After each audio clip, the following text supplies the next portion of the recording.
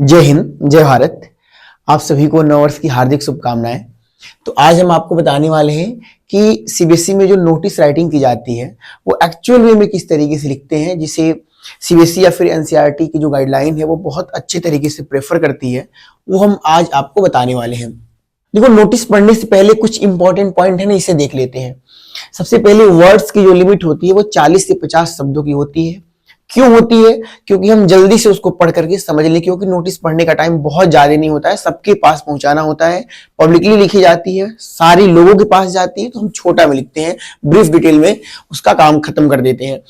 दूसरा है don't use he, she, it, I, we, मतलब आपको इन पर्सनल प्रोनाउन का यूज नहीं करना है। आप सोचो कि पर्सनल प्रोनाउन का यूज क्यों नहीं करेंगे? तो देखो, नोटिस पब्लिकली लिखी जाती है, मतलब पब्लिक के लिए, एक नोटिस कई लोगों के लिए लिखी जाती है। और जब इसमें आप ही, सी, आई का यूज करोगे ना, पर्सनल प्रोनाउन का यूज कर दोगे, तो पर्सनलाइज हो जाएगी, मतलब किसी एक आदमी के लिए हो जाएगी। एक आदमी भेज रहा है, एक आदमी के लिए भेज रहा है, पर्टिकुलर किसी के लिए भेज रहा है। इस रीजन से हम क्या करते हैं ना, इनका यूज नहीं करते हैं उसमें। ज्यादातर उसमें इट का यूज कर सकते हो, आप दे का यूज कर सकते हो, थर्ड पर्सन में दे आता है। कभी कभार यू का भी यूज हम कर लेते हैं, यू ऑल के रूप में, जैसे यहां it is informed you all, ऐसे लिख सकते हो। लेकिन कोशिश करना कि अगर यूज ना करना पड़े तो बेहतर है। अब यहां लिखा है ना, use passive voice and simple language. देखो, पैसिव वॉइस का यूज क्यों करते हैं? देखो, पैसिव वॉइस में ना सब्जेक्ट अवॉइडेबल होता है, मतलब सब्जेक्ट छोड़ सकते हैं हम। जैसे देखो, सब्जेक्ट, यहां देखो, सब्जेक्ट वर्ब ऑब्जेक्ट, ये क्या होता है? एक सेंटेंस का स्ट्रक्चर होता है। लेकिन स्टार्टिंग के दो देखो, एक आपका सब्जेक्ट हो गया, आपका वर्ब हो गया, इससे हमारा एक सेंटेंस बनेगा और गलत भी नहीं होगा। जैसे हमने लिख दिया आई गो, एक सेंटेंस बन गया। इसका बहुत खास इसका मतलब नहीं है, इसका बहुत खास कोई मतलब नहीं है। लेकिन इसी तरह आप पैसिव का सेंटेंस जब बनाओगे, पैसिव में सेंटेंस ऑब्जेक्ट से स्टार्ट होता है, मतलब आपका हो गया ऑब्जेक्ट, वर्ब और सब्जेक्ट। फिर स्टार्टिंग का दो शब्द देखो, ऑब्जेक्ट वर्ब, इससे सेंटेंस बन जाएंगे और पैसिव ही बनेंगे, लेकिन सही होंगे। जैसे यहां देखो, इट इज इन्फॉर्म्ड, इज और इन्फॉर्म आपका वर्ब हो गया, हेल्पिंग वर्ब और मेन वर्ब मिला के वर्ब हो गया, इट आपका ऑब्जेक्ट हो गया। तो यहां पर सब्जेक्ट नहीं है, फिर भी सेंटेंस बन के रेडी हो गया। तो जब आप सेंटेंस बनाओगे ना, तो एक सब्जेक्ट लिखना पड़ेगा, और जब भी सब्जेक्ट लिखोगे तो ये पर्सनलाइज हो जाएगा, मतलब एक पर्टिकुलर आदमी भेज रहा है, पर्टिकुलर किसी इंफॉर्मेशन के लिए भेज रहा होगा, ये फीलिंग आने लगेगी। इसलिए हम ज्यादातर पैसिव वॉइस का यूज करते हैं, है ना। आगे सिंपल लैंग्वेज क्यों करते हैं, इसका क्वेश्चन आप कर सकते हो, सर सिंपल लैंग्वेज ही क्यों क्यों नहीं हम थोड़ा सा उसमें स्टैंडर्ड लैंग्वेज यूज कर सकते हैं। मान लो एक स्कूल है, स्कूल में आप एक नोटिस भेज रहे हो, तो वहां पे कोई इंग्लिश से पढ़ा होगा, मतलब कोई इंग्लिश का टीचर होगा, कोई हिंदी का होगा, कोई शुद्ध हिंदी का होगा, कोई उर्दू का होगा, कोई मैथमेटिशियन होगा, कोई हिस्ट्री का होगा। तो इस सबकी जो लैंग्वेज अंडरस्टैंडिंग पावर होती है ना, वो अलग अलग होती है। तो इसलिए हम कॉमनली ऐसा लिखते हैं कि हर आदमी उसको पढ़ के आराम से समझ सके कि इसमें क्या लिखा है। तो ये सिंपल लैंग्वेज है। Notice must be bound, notice को हमेशा एक बॉक्स के अंदर रखा जाता है। जैसे आप देख रहे हो ना कि एक ये रेड लाइन के अंदर हमने इसे बाउंड करके रखा हुआ है, तो ये नोटिस राइटिंग इस तरह से की जाती है, और इसका एक एक्चुअल शेप निकल के आए, इसलिए हम इसे बाउंड कर देते हैं। तो ये हम इरेज कर दे रहे हैं, इस पॉइंट को आप स्क्रीनशॉट ले लेना। अब देखते हैं नोटिस राइटिंग की एक्चुअल फॉर्मेट क्या होती है। तो देखो, सबसे पहले यहाँ पे क्या लिखा हुआ है, नेम ऑफ ऑर्गेनाइजेशन और इंस्टीट्यूट। अब सबसे पहले आपको नेम ऑफ ऑर्गेनाइजेशन, मतलब आपका स्कूल है, कॉलेज है, यूनियन है, कंपनी है, जहां से नोटिस आप निकालना चाहते हो, पहले उसका नाम लिखेंगे। और याद रखना, ये हमेशा अपर केस लेटर में लिखेंगे, मतलब बड़े लेटर में लिखेंगे, कैपिटल लेटर में। इस स्कूल का जो भी नाम होगा, कॉलेज का नाम होगा, हमेशा कैपिटल लेटर में आप लिखोगे। एक लाइन का यहां गैप बनाओगे, है ना। अब पूछोगे सर गैप क्यों बना रहे हैं, तो गैप इसलिए बना रहे हैं कि सारे अलग अलग टॉपिक हैं, सारे अलग अलग हेडिंग्स हैं, तो उनमें हमें गैप देना पड़ेगा। आप गैप नहीं दोगे ना, तो ये कंसीडर किया जाएगा कि दो लाइन में एक ही हेडिंग को आपने लिख दिया है, तो यहां पर गैप दे दिया। नोटिस जो वर्ड लिखा हुआ है, इसे या तो आप अपर केस में लिखो या लोअर केस में लिखो, दोनों चलेगा, यानी छोटे लेटर में लिख लो या बड़े लेटर में, दोनों चलेगा। यहां पर फिर एक लाइन का गैप बनाएंगे, और देखो डेट, इस डेट की फॉर्मेट को बड़े अच्छे से याद कर लेना। आप 9th में हो, 10th में हो, या अपर क्लास में हो, या उससे ऊपर क्लास में जाने वाले हो, तो याद रखना इस डेट के फॉर्मेट को आपको लिखना है हर जगह, चाहे वो पेपर हो, चाहे आप रियल लाइफ में भी अगर इसे यूज करते हो, तो ये हाई स्टैंडर्ड में माना जाता है। अब ऐसा नहीं है कि आप इसके फॉर्मेट को चेंज करते हो डेट के तो गलत हो जाएगा, लेकिन थोड़ा सा स्टैंडर्ड घट जाता है, इसका रेड्यूस हो जाता है। और यहाँ पर DATE मत लिखना कभी भी, डायरेक्टली डेट ही लिखते हैं, डेट की हेडिंग नहीं करते हैं। इसे कहां लिखा है हमने, तो आप देखो, इसे हमने नेम ऑफ इंस्टीट्यूशन, नोटिस और सब्जेक्ट, देखो ये टी शेप ले रहा है, अगर यहां से देखोगे तो ये टी शेप ले रहा है, मतलब ये जो तीनों टॉपिक है वो एक दूसरे के सेंटर में है। अब जैसे मान लो आपकी इंस्टीट्यूशन का नाम बहुत छोटा होता, जैसे मान लो UR, ये आपके इंस्टीट्यूशन का नाम हो गया, कई सारे नाम शॉर्ट फॉर्म में होते हैं। अब इसके नीचे आपको नोटिस लिखना होता है, तो आप देखो कैसे लिखते हैं, NOTICE। अब देखो ये सेंटर में हो गया और ये कहां हो गया, इसके नीचे हो गया, फिर भी बराबर हो गए। अगर नेम ऑफ इंस्टीट्यूशन बड़ा है, नोटिस छोटा है, तो ऐसे लिख देंगे। ये आप समझ सकते हो कैसे एडजस्ट करना है आपको।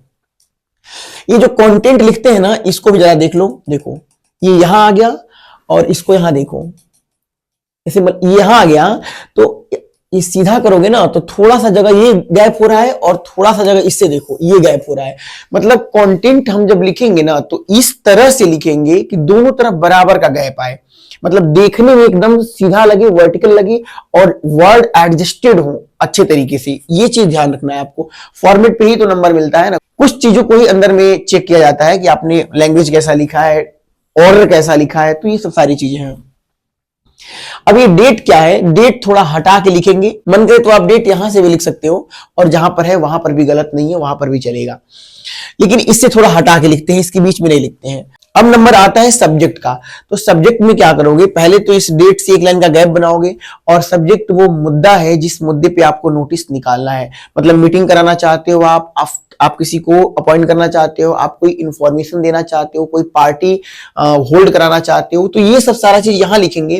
लेकिन मोस्ट इंपॉर्टेंट चीज कि यहां पर वर्ब का यूज मत करना, मतलब हेल्पिंग वर्ब या फिर मेन वर्ब, इन दोनों का यूज गलती से भी मत करना यहाँ पे, क्योंकि अगर आप इनको यूज करोगे ना तो ये बन जाएगा सेंटेंस।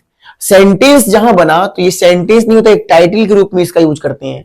अगर एक टाइटल के रूप में आप यूज करते हो तो टाइटल में कभी भी subject, helping verb, main verb, इन सब का एक सीक्वेंस नहीं आता है, तो इनका यूज बिल्कुल नहीं करोगे। अब देखो एक लाइन छोड़ेंगे और इस डेट या फिर जो नेम ऑफ इंस्टीट्यूशन है, या मान लो ये छोटा है कोई दिक्कत नहीं है, लेकिन ये जितने टॉपिक आपने यहां पर लिखा हुआ है डेट वेट, उनसे थोड़ा हट करके, थोड़ा और पीछे से लेकर के स्टार्ट करेंगे। तो देखो क्या लिखा है, it is informed that, passive से ही स्टार्ट हुआ है, मतलब यह इन्फॉर्म किया जाता है कि। अब यहां पे क्या है, date, time, venue, briefly detail जो होती है ना, आपको इस बॉडी में इंक्लूड कर देना है। देखो ये बॉडी कहलाती है, मतलब जो भी हम लिखते हैं ना, जो मैटर हम तैयार करते हैं वो बॉडी कहलाती है। ऊपर वाली सारी चीजें क्वेश्चन में दी हुई होती हैं, कौन लिख रहा है, उसका डेजिग्नेशन क्या है, वो भी दिया रहता है, बट आपको ये तैयार करना होता है और इसी पे आपका नंबर मिलता है। इस वर्ड को जो दिया रहता है इसे एडजस्ट करना होता है कि हम कहां एडजस्ट करें, लेकिन बनाना तो इसको रहता है। आप इसमें अपना डिटेल दे दोगे, ये ऊपर से बिल्कुल बराबर आएगा। अब जब आपका डिटेल खत्म हो जाएगा तो फिर आप यहां पर एक लाइन का गैप बना दोगे और नीचे लिखोगे नेम। अब ये नेम किसका है, तो देखो जो नोटिस भेज रहा है, जिसके द्वारा नोटिस निकाली जा रही है, ये उसका नाम है। और जस्ट लाइन में यहां पे कोई गैप नहीं है, ध्यान रखना, गैप नहीं है, गैप दे दोगे तो गलत नहीं होगा, लेकिन कोशिश करना कि नहीं देना पड़े। फिर उसका डेजिग्नेशन, मतलब पद, पोस्ट, वो क्या है, प्रिंसिपल है, वाइस प्रिंसिपल है, डायरेक्टर है, को डायरेक्टर है, जो भी है यहां पे लिख दोगे। इसके बाद हम क्या करेंगे कि नोटिस को बाउंड कर देंगे एक बॉक्स के अंदर।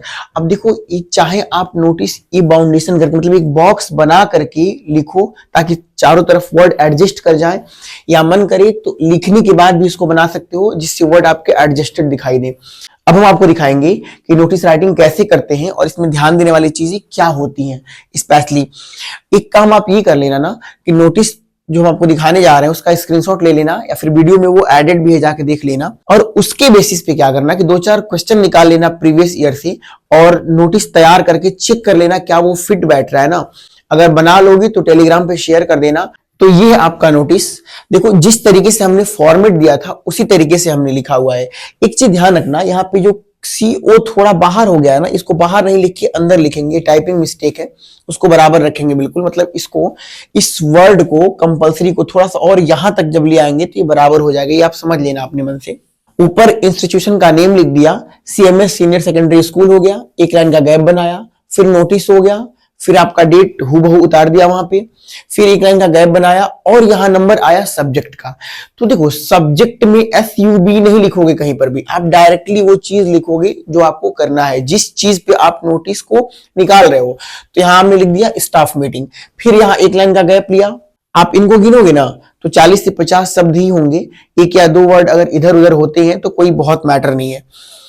क्या लिखा है? It is informed that a short meeting will be organised on 6 January in staff room exact at 3 PM।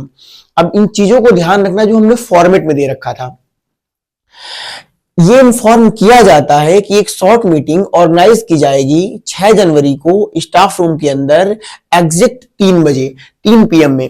अब देखो सबसे पहले ये 3 PM क्या है? आपका टाइम हो गया, स्टाफ रूम आपका वेन्यू हो गया और 6 जनवरी डेट हो गया। डेट टाइम वेन्यू हमने पहली ही लाइन में ऐड कर दिया। अब देखो जरा समझना ये कौन सी डेट है। यहां देखो ये 6 जनवरी लिखा है ना और यहां लिखा है 5 जनवरी।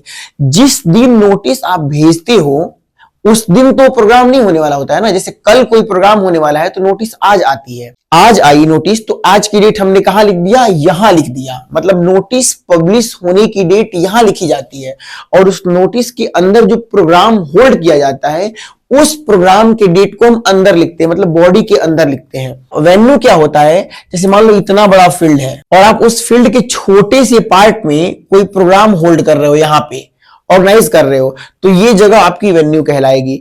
मान लो बहुत बड़ा स्कूल है, 20-25 कमरे हैं और उसमें से किसी एक कमरे को आपने फिक्स कर लिया कि इसमें हमारी मीटिंग होल्ड की जाएगी, तो वो जो कमरा होगा वो वेन्यू कहलाएगा। समझ में आया? उस प्रोग्राम का वेन्यू वो स्टाफ रूम कहलाएगा। जैसे इसमें कहा जा रहा है presence of all staffs is compulsory, यानी जो सभी स्टाफ हैं उनकी जो उपस्थिति है वो अनिवार्य है, यानी सभी लोगों को आना एकदम जरूरी है। Everyone must have a proper diary and pen, हर आदमी के पास अवश्य होना चाहिए। मस्ट है माने अवश्य होना चाहिए एक प्रॉपर डायरी, पेन, आपको नोट डाउन करने के लिए इंपॉर्टेंट पीस ऑफ इंफॉर्मेशन को, यानी जो भी इंफॉर्मेशन इंपॉर्टेंट दी जाएगी आपको उसे नोट डाउन करना है। इसके लिए आप क्या करोगे? पेन एंड पेपर रख लेना। For further details contact to office, आगे अगर आप और कुछ भी जानना चाहते हो नोटिस के बारे में तो ऑफिस में कॉन्टेक्ट कर लो। देखो ये हमने अपने मन से बनाया है, आपको क्वेश्चन में जैसा देगा आप उस तरीके से बनाओगे। इसमें देखो हमने पर्सनल प्रोनाउन का यूज नहीं किया है, जैसे ही हो गया, सी हो गया, आई हो गया, माई हो गया, मी हो गया, मतलब जितने प्रोनाउंस होते हैं इनका यूज हमने नहीं किया है। बेशक हमने यू का भी यूज नहीं किया है। अब देखो यहां पे इसके ठीक बराबर में एक लाइन का फिर गैप बनाया, बॉडी खत्म हो गई तो अब यहां लिखेंगे मिस्टर RK गोयल, नेम नहीं लिखेंगे, NAME नहीं, वो तो फॉर्मेट में था। यहां पर डायरेक्टली मिस्टर RK गोयल हमने लिख दिया है जिन्होंने इस नोटिस को भेजा है। और देखो यहां पे उनका डेजिग्नेशन है यानी पोस्ट है, वो क्या है? प्रिंसिपल है। अब आप कहोगे सर यहाँ पे आपने गैप दे दिया है, तो देखो ये आप गैप दे दोगे तब भी सही है, नहीं दोगे तब भी सही है, दोनों केस में आपका ये सही है। यानी यहां पर क्या है, चाहो तो गैप दे देना, न चाहो तो गैप मत भी देना, लेकिन अगर आप इनमें भी अगर प्रेफर करना चाहती हो तो गैप मत देना तो ज्यादा अच्छा रहेगा। तो ये आपका नोटिस राइटिंग हो गया, इसको बड़े अच्छे से देख लेना, इसका स्क्रीनशॉट कर लेना और बड़े हिसाब से इसको समझना, क्योंकि अक्सर पूछा जाता है और लाइफ में भी यूज होता है, अपर क्लास में भी आता है ये चीज। तो आज के लिए इतना ही। जय हिंद, जय भारत।